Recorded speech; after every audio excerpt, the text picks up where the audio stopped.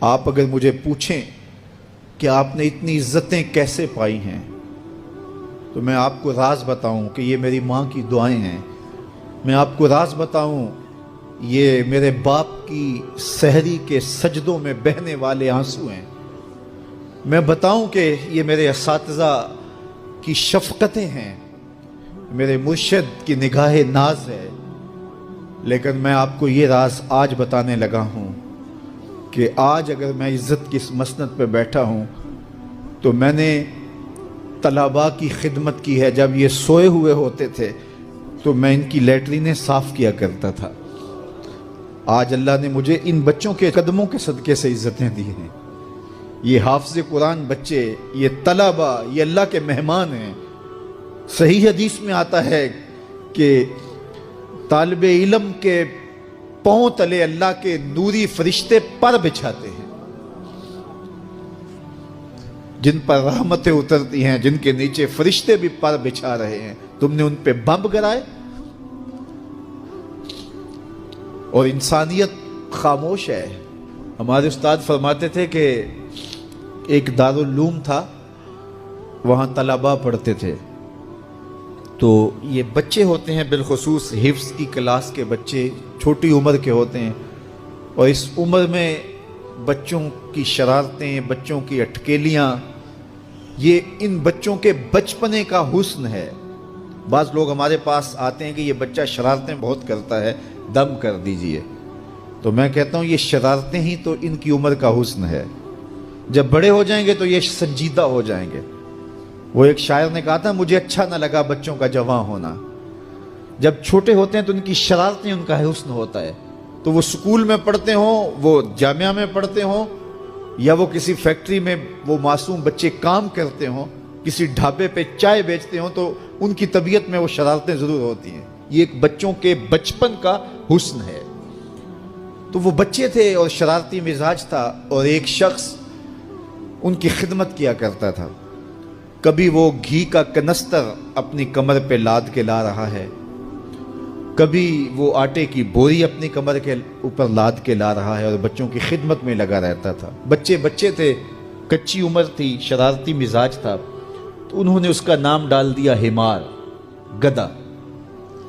جب بھی بھوک لگی ہوتی اور وقت کھانے کا قریب ہوتا تو کہتے وہ ہمارا گدھا گیا ہوا ہے, ابھی لے کے آئے گا تو کھانا ہم کھائیں گے. تو آپس میں انہوں نے اس شخص کا نام جو ان کا خدمت گزار تھا گدھا رکھ دیا. اسے پتا چلا کہ یہ مجھے گدھا کہتے ہیں, میں ان کی خدمت کروں, نوکری کروں, بلا معاوضہ میں ان کے لیے کمر پہ گھی کے کنستر اور آٹے کی بوریاں لاد لاد کے لاؤں, اور یہ مجھے گدھا کہتے ہیں. اس نے چھوڑ دیا اور گھر چلا گیا. رات پڑی, سویا, مقدر جاگے. کیا دیکھتا ہے, حشر کا منظر ہے, اور وہ طالب علم ہیں, انہیں جنت کا حکم ہوتا ہے, تو وہ اڑ جاتے ہیں اور ضد کرتے ہیں اور اٹکیلیاں کرتے ہیں, نہیں ہم نے جنت میں نہیں جانا جب تک ہمارا گدھا ساتھ نہیں جائے گا. یہ اٹھا اور آنکھوں میں آنسو تھے, اور دوڑتا ہوا مدرسے آیا. کہا تم مجھے گدھا کہو, حمار کہو, کوتا کہو, میں نوکری تمہاری ہی کروں گا, کیونکہ تم اللہ اور اس کے رسول کے پیارے ہو. کتنے خوش نصیب ہیں وہ ماں باپ جن کے بچے حافظ قرآن بنتے ہیں. آپ کو پتا ہے قیامت کے دن حافظ کا تو جو مرتبہ ہوگا وہ ہوگا ہی ہوگا. حافظ قرآن کے والدین کے سر پہ نور کا تاج رکھا جائے گا. میں ایک دن جامعہ میں آیا تو رات کا پچھلا پہر تھا اور لائٹیں بھی آف تھیں, تو مجھے قرآن پڑھنے کی مسجد کے ہال سے آواز آ رہی تھی. تو میں رک گیا اور جا کر کے دیکھا تو مجھے کچھ دکھائی نہ دیا. خیر میں نے لائٹیں جلائیں تو پھر بھی مجھے کوئی بچہ بیٹھا نظر نہ آیا جو قرآن پڑھ رہا ہو. لیکن جس سمت سے آواز آ رہی تھی میں اس سمت بڑھا, تو میں جب آگے گیا تو دیکھا کہ ایک بچہ سویا ہوا قرآن پڑھ رہا ہے. ان کے تو خوابوں میں بھی قرآن ہوتا ہے. یہ تو جنت کی چڑیاں ہیں. حضور نے فرمایا اللہ اس شخص کے چہرے کو تر و تازہ رکھے جس نے میرے سے کوئی حدیث سنی, پھر جیسے سنی اس کو ویسے آگے پہنچا دیا. اور آقا کریم نے فرمایا بعض اوقات سنانے والا اس پر اتنا پہنچ کے عمل نہیں کرتا جتنا پھر سننے والا اس کے اوپر عامل ہو جاتا ہے. تو جب حضور نے دعا دی ہے کہ اللہ اس شخص کے چہرے کو تر و تازہ رکھے جس نے میری حدیث کو، میرے فرمان کو سنا اور ایسے ہی آگے پہنچا دیا، تو پھر موت کی سختیاں بھی اس کے چہرے کی تر و تازگی ختم نہیں کر سکتی، پھر قبر کے لمحے بھی اس کے چہرے کی تر و تازگی کو ختم نہیں کر سکتے. حشر کے دن لوگوں کے چہرے مرجھائے ہوں گے، جس کو رسول اللہ کی دعا ہے اس کا چہرہ اس دن بھی تر و تازہ ہو. تو حضور علیہ الصلوۃ والسلام کے فرامین کو سننا، دیکھیے جو تفصیلی علوم ہیں ان کو حاصل کرنا، سیکھنا، یہ ہر ایک کے لیے فرض نہیں ہے، لیکن جو ضروریات دین ہیں ان کو سیکھنا یہ فرض عین ہے، یہ ہر ایک کے اوپر فرض ہے. اگر کوئی نہیں سیکھتا تو وہ گنہگار ہے. اور اس میں نماز کے مسائل ہیں، روزے کے مسائل ہیں، حج کے مسائل ہیں، زکوٰۃ کے مسائل ہیں، اگر کاروبار کرتا ہے تو بیع و شراء کے مسائل ہیں، اور کفر اسلام کی ضروری باتیں ہیں کہ کفر کیا ہے، اسلام کیا ہے. تو یہ ساری ضروری چیزیں جو ہیں ایمانیات سے جو تعلق رکھتی ہیں، ان کا سیکھنا جو ہے ضروری علوم کا، یہ ہر ایک کے اوپر فرض ہے. تو اس لیے آپ لوگ اپنا وقت کچھ نکال کر کے جو ہے وہ اس کے لیے صرف کریں، اور ضروریات دین سیکھنے کے لیے کچھ فرصت کے لمحے نکالیں. لوگ کتنے طویل ڈپلومے کرتے ہیں، کاروبار سیکھتے ہیں، کن علوم میں مہارت ہے جو ہمارے لیے بالکل غیر ضروری ہے. کسی نوجوان کے پاس بیٹھ جاؤ نا تو وہ تمہیں بتائے گا کہ کس کرکٹر نے کس میچ میں کتنے سکور کیے تھے. لوگوں کی یہاں تک معلومات ہیں، اور وہ 15 سال پرانا میچ ہے، اس کے اندر کس نے کتنے آؤٹ کیے تھے، کتنی وکٹیں لی تھیں، کتنے جو ہے وہ اس نے سکور کیے تھے، اور اس کی پوری زندگی کے سکور کتنے ہیں، کیسی کیلکولیشن ہے، اور کس قدر لوگوں کا پکا حساب ہے. یہ وہ چیز ہے جس کا نہ دنیا میں فائدہ نہ آخرت میں فائدہ، لیکن دلچسپی ہے نا. جس چیز سے دلچسپی ہو تو وہ چیز خود بخود ازبر ہوتی چلی جاتی ہے. دلچسپیاں انسان کو جو ہے وہ کسی چیز کو یاد کرنے میں مدد دیتی ہیں. ایک عرب شیخ کہہ رہا تھا کہ ہم ماضی میں پڑھتے تھے کہ ہمارے اسلاف، ہمارے بزرگ ایک رات میں پورا قرآن ختم کر لیتے تھے. تو وہ کہتا ہے میں سوچتا تھا کہ ساری رات قرآن بندہ پڑھتا رہے تو کس طرح ممکن ہے. تو کہتا ہے میں اپنے بچوں کو دیکھتا ہوں کہ وہ جو ہے وہ موبائل کے ساتھ لگے رہتے ہیں، اور فجر کی اذان ہو جاتی ہے تو وہ تب چونکتے اچھا رات گزر گئی. تو میں کہتا ہوں نوجوان کی دلچسپیاں کچھ اور ہیں، اور وہ بھی اس شغف کی وجہ سے ایسا کھبا کہ رات گزر گئی اور اس کو پتہ ہی نہ چلا. تو جن کو قرآن کا نشہ ہو گیا تھا، رسول کریم صلی اللہ علیہ وآلہ وسلم نے ارشاد فرمایا میں تمہیں ایسی عبادت نہ بتاؤں کہ جس کو کرنا بہت ہی آسان ہے، اور بدن پر وہ بوجھل نہیں ہے، بدن پر وہ ہلکی ہے. عبادتوں میں مشقت تو اٹھانا پڑتی ہے. آپ نماز پڑھنا چاہیں گے تو آپ کو وضو کرنا پڑے گا ٹھنڈے پانی سے، چل کے مسجد جانا پڑے گا، رکوع و سجود ہوں گے. روزہ رکھنا ہے تو آپ کو دن بھر کی بھوک کاٹنی پڑے گی. زکوٰۃ دینی ہے، صدقہ کرنا ہے، خون پسینے کی کمائی سے پیسے جدا کرنے پڑیں گے. حج کرنا ہے تو بہت زیادہ مشقت اٹھانی پڑے گی. جتنے بھی اعمال ہیں خیر کے، اچھائی کے، ان میں بہت زیادہ مشقت اٹھانا پڑتی ہے. یہ طالب علم یہاں پڑھ رہے ہیں، 8 سال کا چلہ کاٹ رہے ہیں. معلمین پڑھا رہے ہیں، صبح تہجد سے اٹھتے ہیں اور شام تک ایک وظیفے میں لگے ہیں. علماء ہیں، کام کر رہے ہیں. بہت سارے لوگ، کتنے مشقت والے کام ہیں، تب اللہ کی رضا جا کے نصیب ہوتی ہے.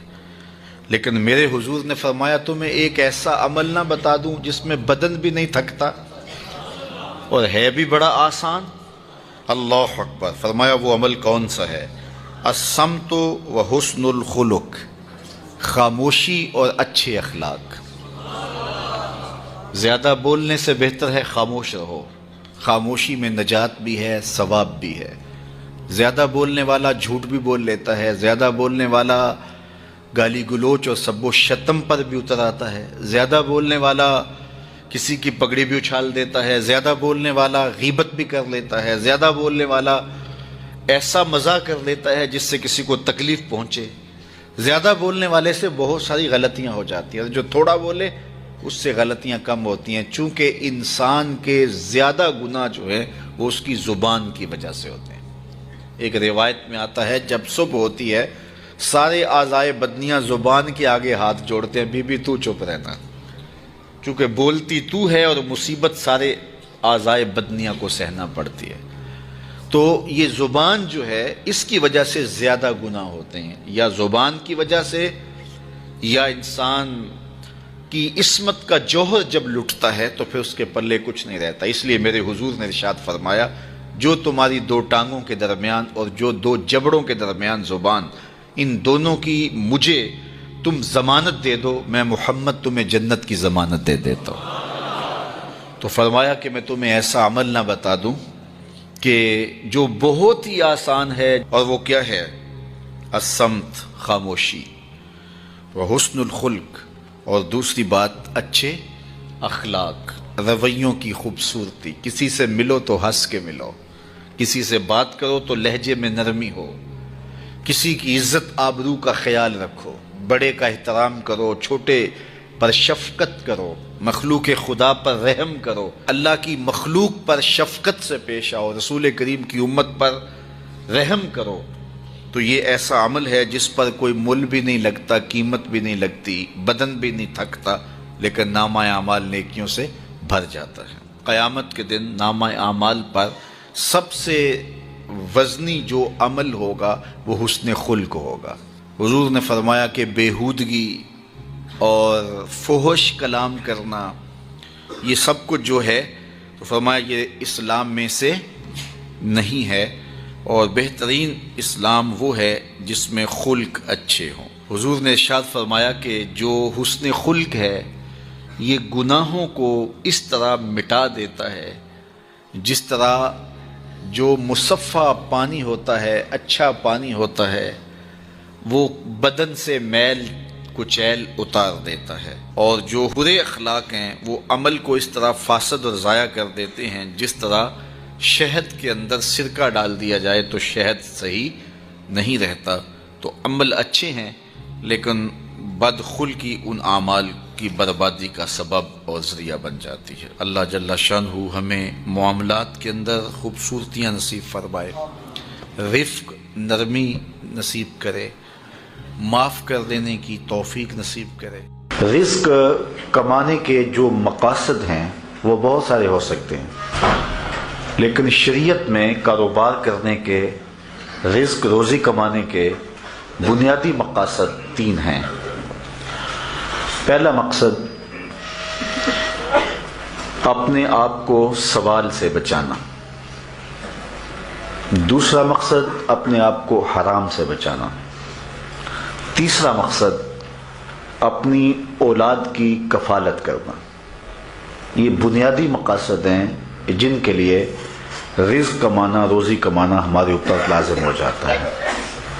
اور اگر آپ کاروبار کو وسعت دے رہے ہیں، ضرورت سے زیادہ کما رہے ہیں، تو اس کے لیے ایک چوتھی نیت آپ کو ساتھ کرنی ہوگی، اور وہ یہ کہ معاشرے کے کمزور لوگ، رشتہ داروں میں غریب لوگ، میرے ہمسائیگی کے اندر جو غریب لوگ ہیں، یتیما ہیں، مساکین ہیں، معاشرے کے وہ لوگ جو اپاہج ہیں، معذور ہیں، کمانے کی صلاحیت نہیں رکھتے، میں زیادہ مال کما کے ان کی کفالت بھی کر سکوں۔ ان 4 مقاصد کو ذہن میں رکھ کر کے جو رزق کمایا جائے گا وہ دنیا نہیں ہوگی، عین دین ہوگا۔